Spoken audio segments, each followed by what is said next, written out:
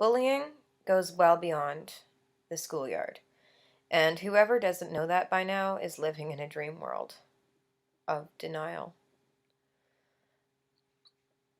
I mean, world trade is built on bullying. Capitalism is based in bullying.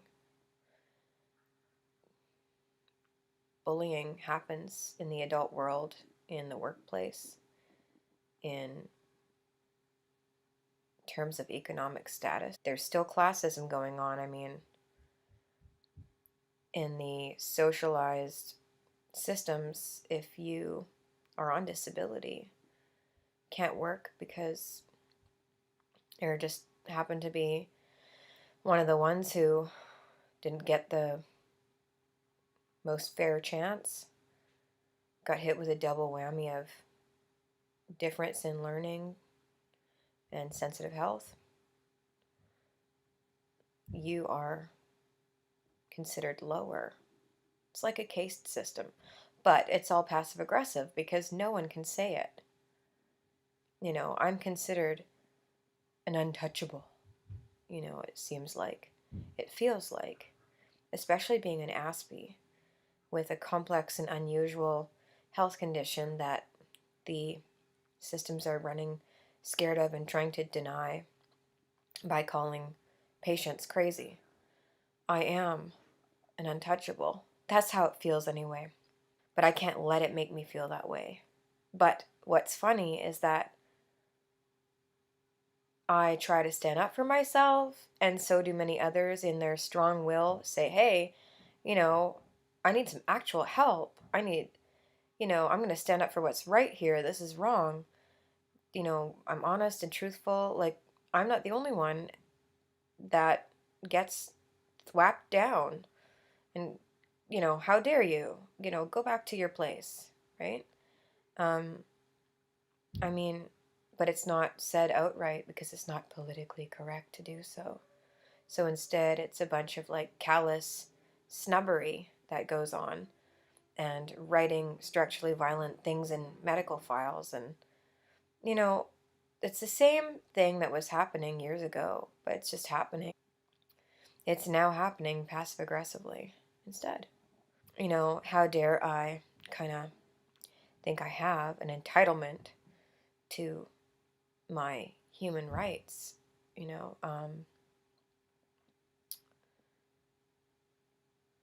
Really, it goes back to the fundamental belief that people who are on disability and not paying taxes are less than. I mean, we need to look at how can everyone contribute to society, right? But back to bullying. You can't tell me that bullying doesn't go on in lieu of all that I just said.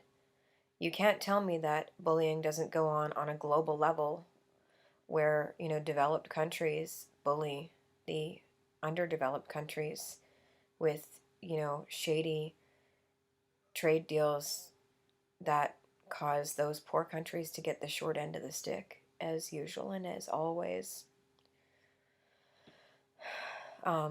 The lowest form of bullying, which is, of course, the most classic form of bullying, is always to do with, someone who's not picking on someone of their own size. You heard the expression, pick on someone your own size. Well, when you're begging, people for mercy, like doctors and, gatekeepers that provide services, and they're treating you like crap when they get a nice paycheck and they have a nice house and they have a nice car, and, they're writing things about you that are mean and making judgments of the way that you're reacting when they have absolutely no idea what it's like to be in the shoes of somebody who struggles every day to survive. They usually don't know, and the professionals that do know are the nicest ones, the ones that came from humble backgrounds and had to work their way up and went through their own challenges. They're often the best, although not always. Sometimes they're screwed up by that and they become narcissistic and abuse their power because they didn't deal with their past. But anyway, back away from that tangent. Most of them, it's like, how dare you, like, treat people that you're supposed to be helping like that, like they're lower than you. You're supposed to be in this helping position, and yet you're a complete bully. You know, instead of helping people, trying to get rid of people, it seems. Trying to keep the gate locked and shut. And in order to do that, using structurally violent tactics to bully people, pinning their behavior back on them. Well, yeah, if someone's in chronic pain or struggling to survive in chronic fatigue, they're going to be stressed, they're going to be depressed, they're going to be anxious. But no, they have to have something wrong with them. They have to be treated like less than, like they're a screw up, like we're not allowed to have feelings. People aren't allowed to have feelings. That's not picking on someone of your own size. That's bullying somebody when they're standing in the stinking mud of their misfortune, and you've got your nice car and your nice house and your nice vacation ticket, and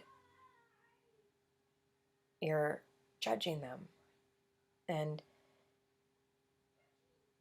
doing things that are in your power to do to further hurt such a person.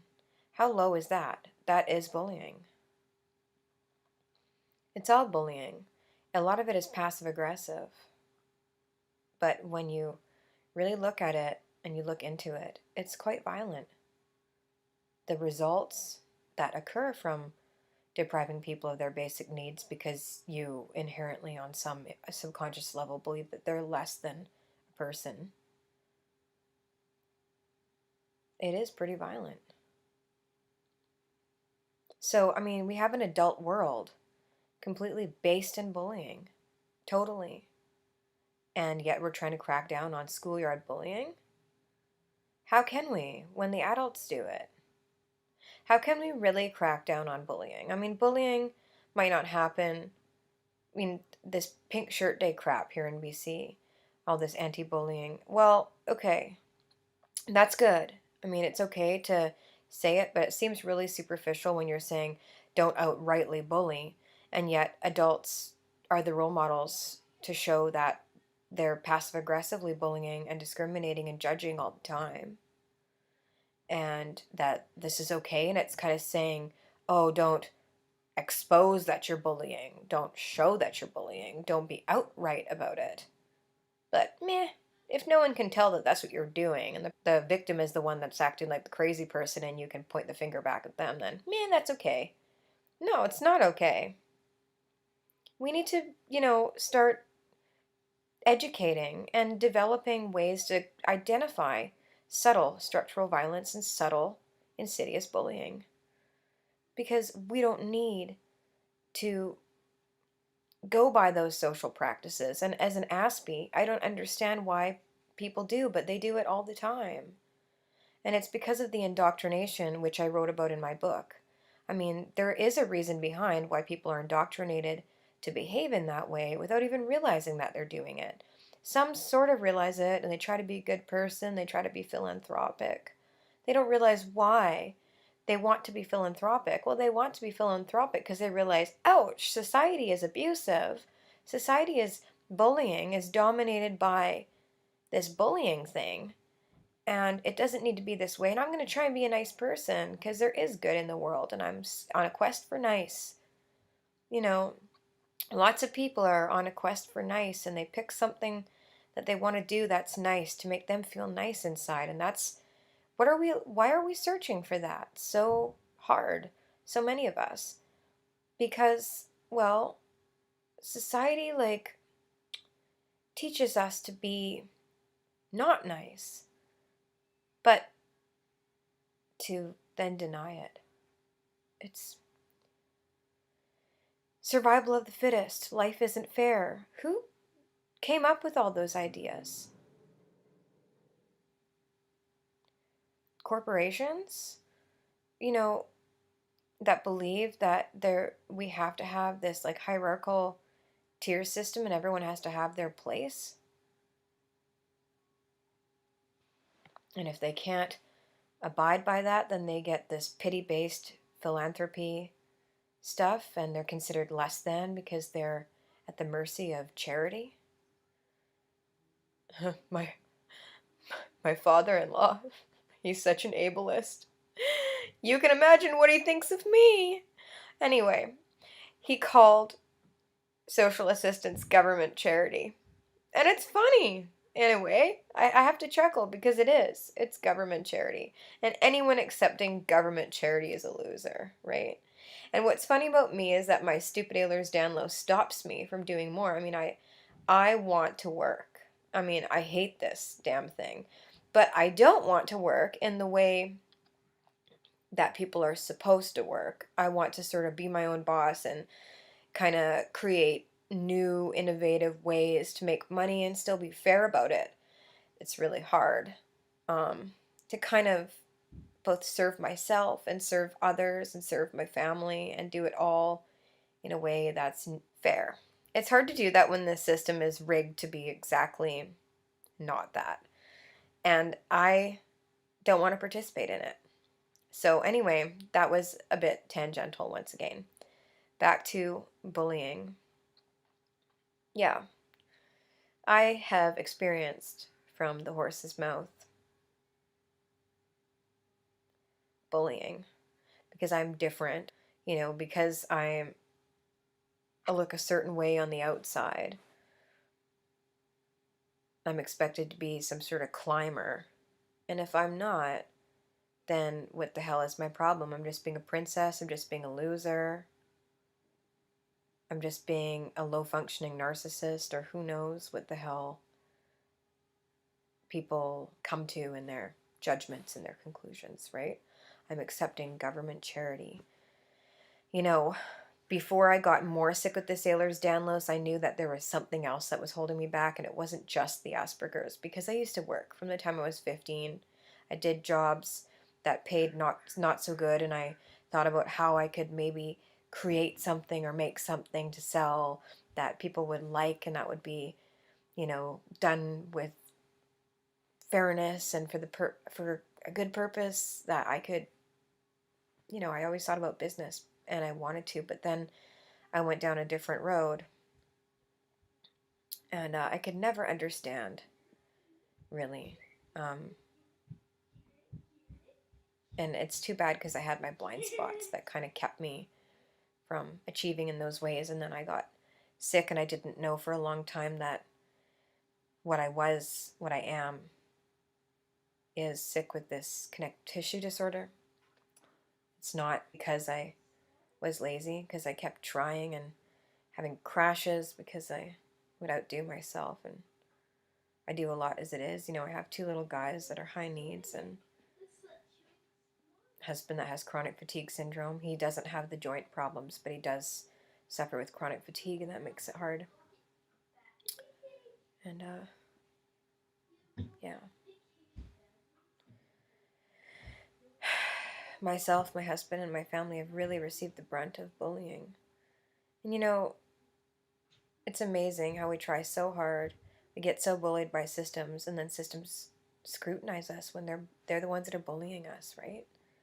But I'm no different than many other people in this similar position to me. I'm a loser on government charity, right? Well, fuck that. I'm not going to stay down. Somehow, I want to make something of both my art and my activism, and hopefully inspire people to do their own thing in that same way too. We don't need to accept being bullied. We don't need to endorse it. It's not okay. We don't need to feel like a schmuck because we have to be on disability. But we can also think, how can I get out in any way I can? Or contribute to society in any way I can to positive change, And that means remembering ourselves and remembering that if you're on disability, if you're low income, if you're struggling, you're not a loser. You know who are the real losers? The people that think we're losers. They can have nice cars and big houses and abide by and serve the corporations and capitalism and be big fat snobs. Not saying that material things aren't nice, because, yeah, of course I'd love a house, I'd love a car, I'd love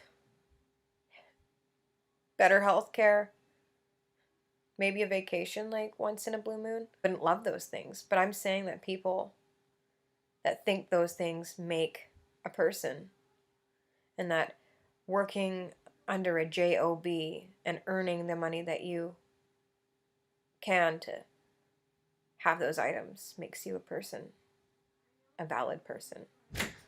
Those are the bullies. Those are the losers.